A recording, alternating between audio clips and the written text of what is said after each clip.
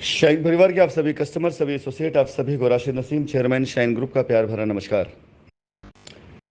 साथियों, अपना कोई भी संदेश देने से पहले मैं उन सभी कस्टमर्स को अपना संदेश देना चाहूँगा जिनकी मेल मेरे पास आ चुकी हैं।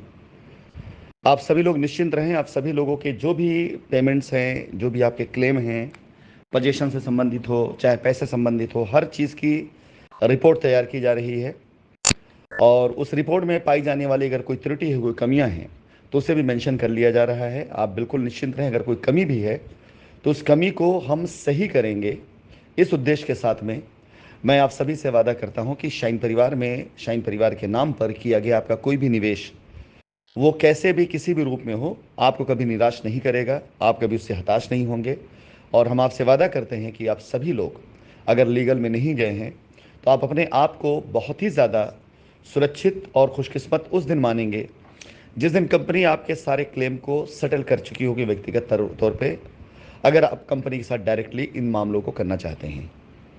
फिलहाल इस संदेश के साथ मेरा अगला संदेश आप सभी लोगों के लिए इस प्रकार से कि कुछ ऐसे मुद्दे हैं जिन मुद्दों पर मुझे इसी ग्रुप पर बात करना आवश्यक है, जिनमें ऐसे मुद्दे भी हैं जिस पर मैं आज चर्चा करूंगा कि ऐसे कई एसोसिएट्स जिनको फर्जी तरीके से फंसा दिया गया और उनके ऊपर एफआईआर कर दी गई।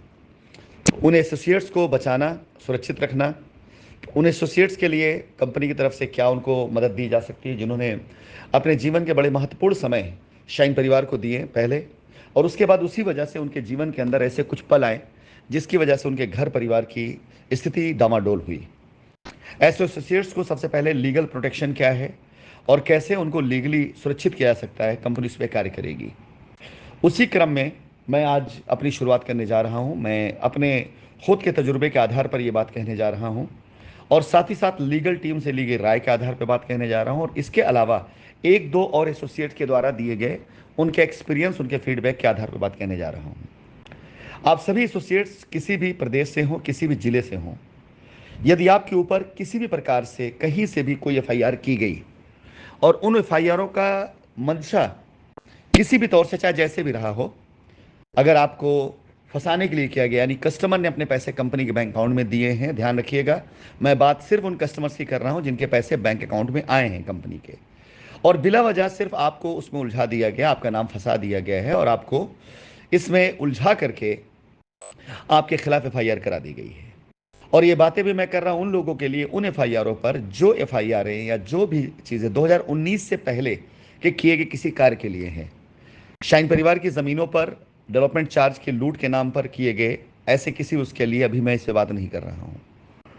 मैं आपको पहले अपना व्यक्तिगत एक्सपीरियंस बता दूं। आपके सामने मैंने एक चैट शेयर करी है जो कि मेरे साथ चैट की गई। मुझे एक जांच अधिकारी की तरफ से मैसेज आया। वो उन्होंने अपनी ड्यूटी को निभाते हुए मेरा बयान दर्ज करना चाहा था और जानना चाहा था मेरी तरफ से मेरा क्या इस पर रिप्लाई, क्या जवाब है। जब उन्होंने मुझे मैसेज किया, मैंने उनको अपनी तरफ से फ़ोन करके बात करी।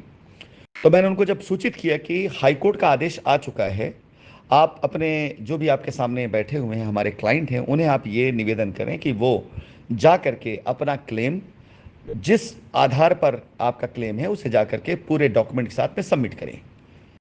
तो उस समय जांच अधिकारी के द्वारा मुझे जानकारी बड़ा आश्चर्य हुआ कि उनको ये पता ही नहीं था कि ऐसा कोई कोर्ट का आदेश आ चुका है। तो उन्होंने मुझसे उस कोर्ट के आदेश की प्रति मांगी और उन्होंने मुझसे दस्तावेज मांगे। मैंने उनको उसी समय सारे डॉक्यूमेंट्स शेयर किए जिसमें कोर्ट के आदेश की प्रति भी थी। साथ ही साथ यहाँ पर जो आप देख रहे होंगे एंटी करप्शन सीबीआई कोर्ट की जो नोटिस है वो भी, साथ में रिक्वायर्ड डॉक्यूमेंट्स क्या क्या हैं, साथ में अखबार की खबर, वो सारी चीज़ें मैंने उनको शेयर करी।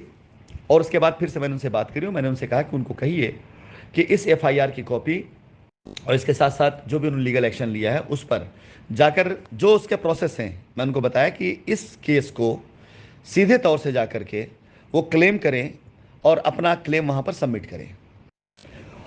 तो लीगली यहां पर एक चीज़ मैं आपको समझाना चाहूंगा कि कोर्ट के आदेश आ जाने के बाद हर वो लीगल एक्शन, चाहे वो एफआईआर के तौर पे रहा हो, चाहे वो रिट के आधार पे रहा हो, उसके लिए डायरेक्ट जिम्मेदारी हमारी नहीं बनती है अब, क्योंकि कोर्ट का आदेश आ चुका है।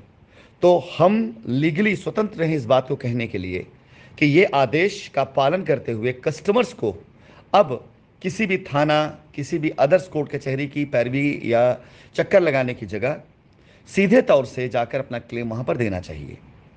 साथ ही साथ मैं उन सभी एसोसिएट से जिन्हें ऐसे संबंधित थानों से या विभागों से उनके पास कॉल्स आ रही हैं या वो डरे छिपे बैठे हुए हैं, मैं उनसे निवेदन करूंगा कि आप सभी अपना कोई एक अधिवक्ता हायर करें और उनके द्वारा कोर्ट से ये जो ऑर्डर आया हो इसकी सर्टिफाई कॉपी निकलवा करके संबंधित थाने में जहां पर आपके खिलाफ एफआईआर हुई है और जांच चल रही है, या संबंधित कोर्ट में जहां पर आपके खिलाफ चार्जशीट सबमिट कर दी गई हो, आप वहां पर अपने अधिवक्ता के द्वारा इसे लगवा करके इसका डायरेक्शन आप करवा लें कि ये मामला अब सीबीआई स्पेशल कोर्ट को रेफर कर दिया गया है, ईडी को रेफर कर दिया गया है, कस्टमर्स की फाइल को वहां भेज दिया जाए और कस्टमर्स को यह नोटिस कर दिया जाए कि कस्टमर जाकर के अब अपने क्लेम को वहां सबमिट करे।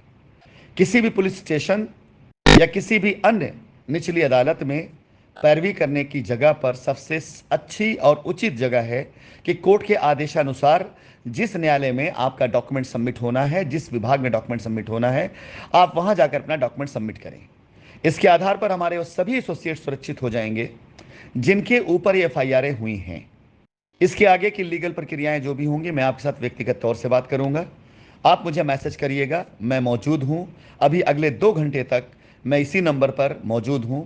अगर ऐसा कोई भी एसोसिएट्स जिसके ऊपर किसी भी कस्टमर्स ने इस आधार पर मुकदमा कर दिया कि उसने कंपनी में उन्हें इंट्रोड्यूस कराया था लेकिन उसने पैसा अपने अकाउंट में ना लिया हो तो, और अगर पैसा अपने अकाउंट में लिया है तो उसकी अलग लीगल प्रक्रिया है, वो उसे फॉलो करनी पड़ेगी।